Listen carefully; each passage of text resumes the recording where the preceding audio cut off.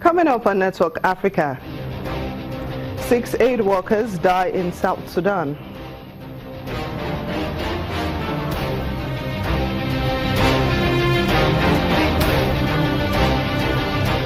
The people of Guinea-Bissau vow to continue protesting against the 18-month-long political crisis rocking the country.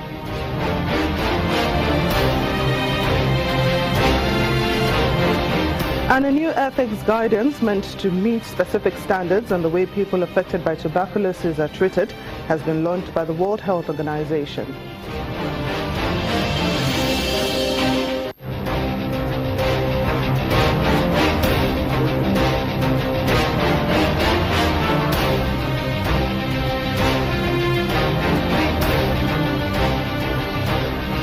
Hello and welcome to the program. I'm Temitope Fagbemi. Let's begin today's program with a look at stories that made headlines over the weekend. Militia fighters in Central Democratic Republic of Congo decapitated about 40 police officers in an ambush. This is the deadliest attack on security forces since an insurrection in the region began last August. The Kamwina and Sapu militants attacked the police as they drove from the Shikapu to Kananga. The militia members stole arms and vehicles. The insurgency, which has spread to 5 provinces, poses the most serious threat yet to the rule of President Joseph Kabila, whose failure to step down at the end of his constitutional mandate in December was followed by a wave of killings and lawlessness across the vast Central African nation. More than 400 people have been killed in the violence in central Congo, according to the United Nations, and the government's 67 police officers and many soldiers have died in the clashes. Elsewhere, regional heads of state on Saturday met in Nairobi, Kenya, to seek a regional approach in delivering durable solutions to the Somali refugee crisis in the region. The heads of states from Kenya, Uganda, Somalia, South Sudan and Ethiopia meeting under a regional grouping, the Intergovernmental Authority on Development, called for greater global responsibility sharing with the region where communities have been hosting and sharing limited resources with Somali refugees for years. I believe that this is a turning point. The recent peaceful presidential election and increased stability associated with AMISOM support, as well as the global situation, offers us all an opportunity to put this situation right. We have worked together for more than 20 years to help stabilize Somalia. The Somali people have been at the forefront of this effort. We have shed blood together as a region alongside the Somali people to liberate vast stretches of their country that were previously under the control of terrorists. According to the United Nations, more than 2 million Somalis have been displaced, including an estimated 1 million internally displaced persons with Somalia and 900,000 Somali refugees in the region, including large numbers in Kenya, Ethiopia, Yemen, Uganda and Djibouti.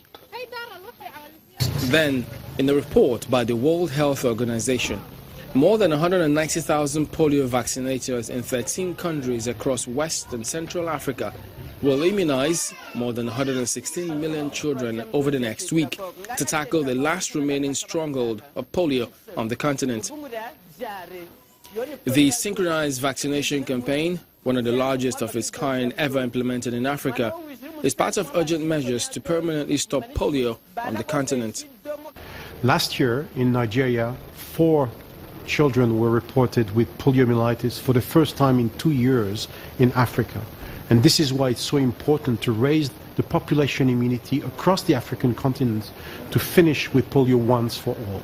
In August 2016, 4 children were paralyzed by the disease in security-compromised areas in Borno State, northeastern Nigeria, widely considered to be the only place on the continent where the virus maintains its grip. These vaccination campaigns constitute one of the largest synchronized campaigns in history. A total of 190,000 vaccinators will be fanning out in 13 countries, going door to door to vaccinate every single under 5 child. We need to synchronize the campaigns and vaccinate all of the children at the same time so that the virus has nowhere to hide and we can end polio for good in Africa. According to the WHO, the full engagement of political and community leaders at every level, right down to the district, is considered critical to the success of the campaign. It is only through the full participation of this leadership that all sectors of civil society are mobilized to ensure every child is reached.